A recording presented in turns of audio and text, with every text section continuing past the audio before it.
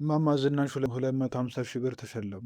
የሚሪንዳ ቲክቶክ ክሬቲቭ አዋርድ አሸናፊ ሐሙስ ሐምሌ 9 ምሽት በሸራተን አዲስ ሆቴል በተካሄደ ደማቅ ስነ ስርዓት ዳጎስ ያለ ገንዘብ ሽልማታቸውን ተቀብለዋል። መሐሌት መዝገቡ በሚሪንዳ ቲክቶክ ክሬቲቭ አዋርድ ውድድር አንደኛ በመውጣት የ1 ሚሊዮን ብር ተሸላሚ ስትሆን፣ ሳባ ወንድማገኝ ሁለተኛ በመውጣት የ500 ሺህ ብር ተሸላሚ እንዲሁም ሳሙኤል ለማ ሶስተኛ በመውጣት 250 ሺህ ብር ተሸላሚ ሆነዋል። በሽልማት ስነ ስርዓቱ ላይ በማህበራዊ ሚዲያ በአዝናኝ ስራዎቻቸው የሚወደዱት የዕድሜ ባለጸጋ የሆኑት እማማ ዝናሽ የሚሪንዳ ዘመን ተሻጋሪ ጣዕም ሽልማትን በማሸነፍ የ250 ሺህ ብር ተሸላሚ በመሆናቸው ታዳሚዎችን እጅግ ያስደሰተና ያልተጠበቀ ክስተት ነበር። ተወዳጁ ሚሪንዳ ማን እንደ ሚሪንዳ ማን እንደ አንተ በሚል መሪ ቃል ባዘጋጀውና ለሁሉም ሰው ክፍት ባደረገው የተሰጥኦ ውድድር ላይ በሺዎች የሚቆጠሩ የፈጠራ ስራ፣ ትወናና ትዕይንት የታከለባቸው ቪዲዮዎችም ከተለያዩ ተወዳዳሪዎች የቀረቡ